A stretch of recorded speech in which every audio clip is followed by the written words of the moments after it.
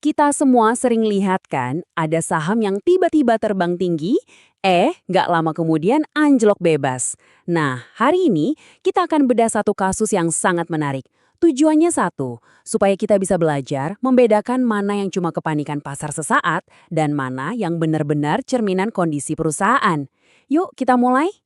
Oke, yang akan kita bedah kali ini adalah PT Berdikari Pondasi Perkasa dengan kode saham BDKR.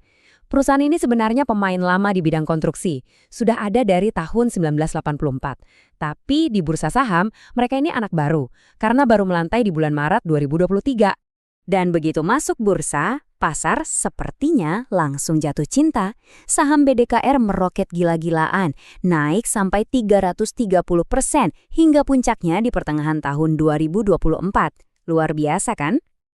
Tapi seperti roller coaster pada umumnya, setelah puncak ada turunan tajam. Hanya dalam hitungan minggu, harganya terjun bebas, anjlok lebih dari 83% dari nilai puncaknya. Kebayang nggak betapa paniknya investor saat itu?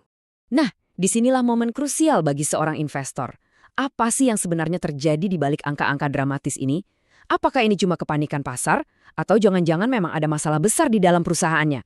Ayo, kita cari tahu sama-sama.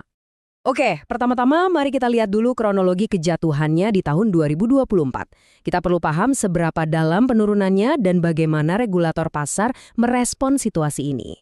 Coba kita lihat angkanya. Harganya jatuh dari puncaknya di level hampir Rp1.000 menjadi cuma Rp169.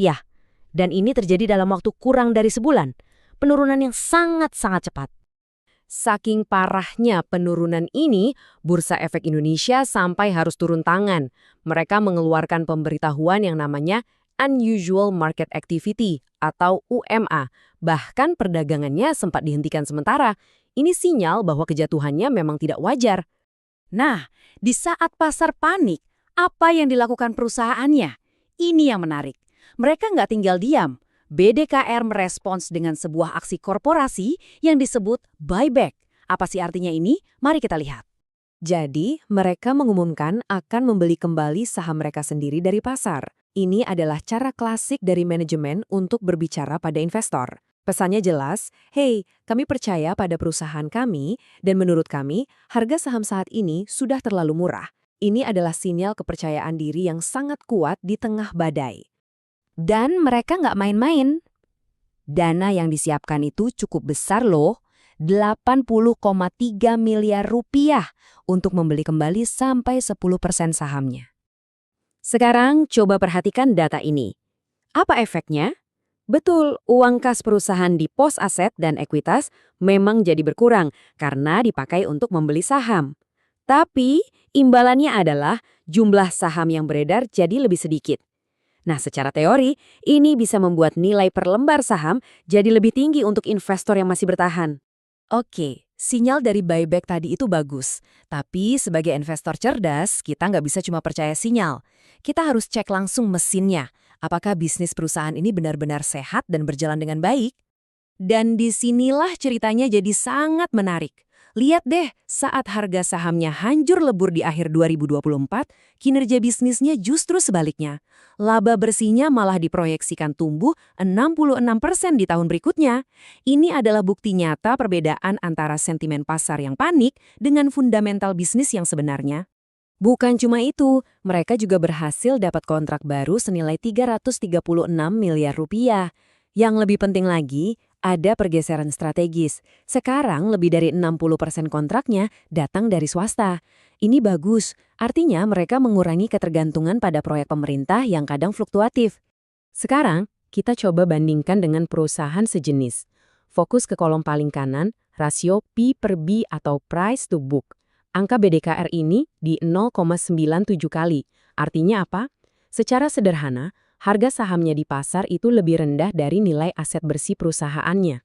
Nah, sinyal potensi diskon seperti inilah yang biasanya dicari oleh para value investor. Oke, kita sudah lihat kepanikan pasarnya, kita juga sudah lihat fundamental bisnisnya yang ternyata membaik. Di bagian terakhir ini kita akan coba satukan semua kepingan puzzle ini. Jadi, apa artinya semua ini bagi kita sebagai investor? Jadi, pertanyaan besarnya sekarang adalah, dengan laba yang bertumbuh kuat dan harga saham yang lebih rendah dari nilai bukunya, apakah ini berarti BDKR sedang dinilai terlalu murah oleh pasar? Apakah pasar sudah salah menilainya?